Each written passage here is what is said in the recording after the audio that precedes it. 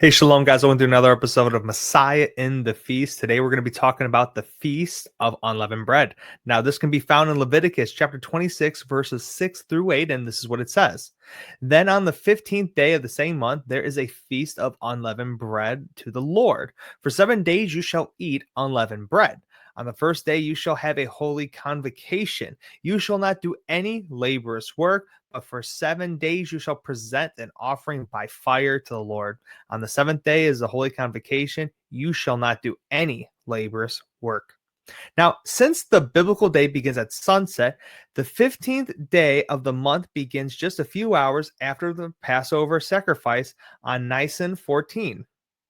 The Lord commanded the children of Israel to eat the Passover lamb that night, along with unleavened bread and bitter herbs, as an annual remembrance of the night they ate the lamb and left Egypt. The 15th of the month begins the 7 days of unleavened bread. Now, the Passover meal is called a Seder, which means set order. Now, over the centuries, the Jewish community established a prescribed order for the meal's rituals. In the days of the Master, the set order has already begun to take shape.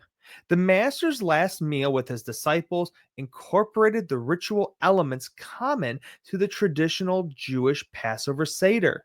He said to his disciples, quote, I have earnestly desired to eat this Passover with you before I suffer. Luke 22:15.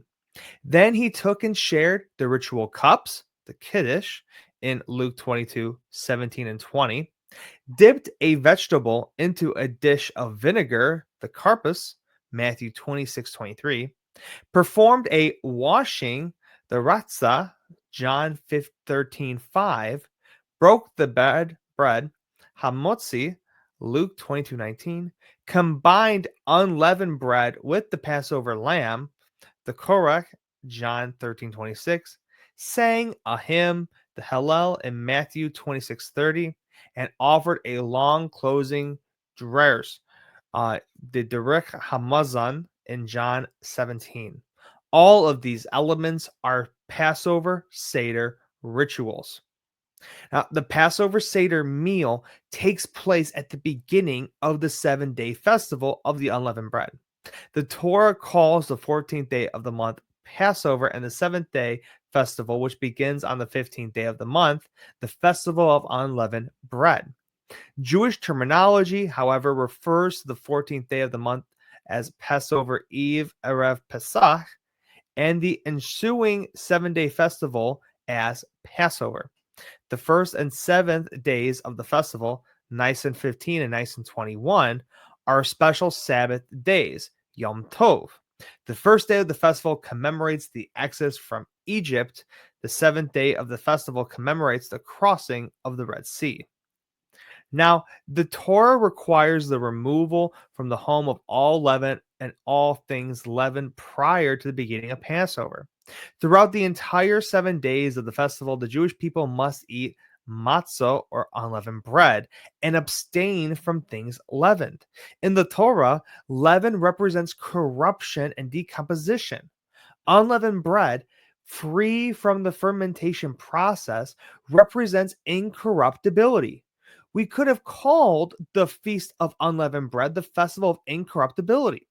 Approximately believers celebrate the resurrection of Yeshua during the festival of Passover.